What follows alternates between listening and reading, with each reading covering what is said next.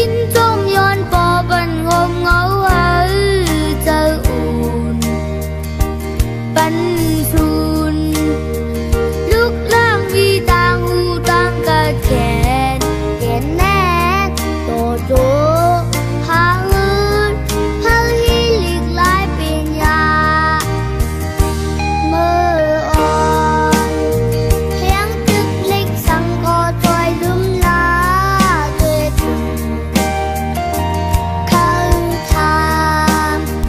khăn lấy khăn u luồng lời có ya âm lút âm ha bao sắp lia cọp lúc ta sẽ sừng son non chung bay xin tang nơi ban con yao cây mong nề ban ăn lời đi ra chữ lấy thuốc tăng năm mong lúc bên cô cánh ngàn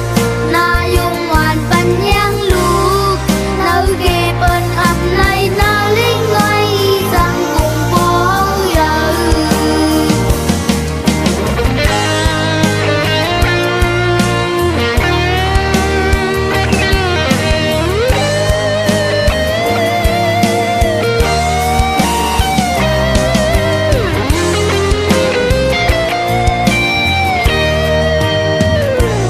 bố ơi yên trong yon bố ban gồm ngâu hở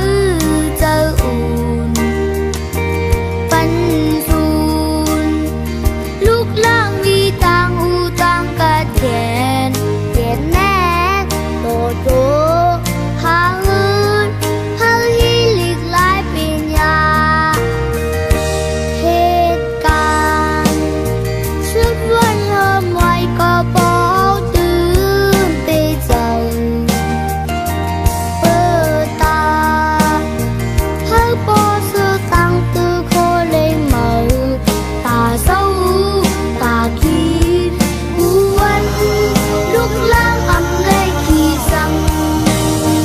sừng son non chung bay xin tang nơi ban con yao cây mong nề ban ăn lời đi ra chữ lấy thuốc tăng năm mong lúc bên cô cánh ngàn na dùng hoàn phần nhang lúc nơi kia bên ấm lấy na linh ngay rằng cùng bố giờ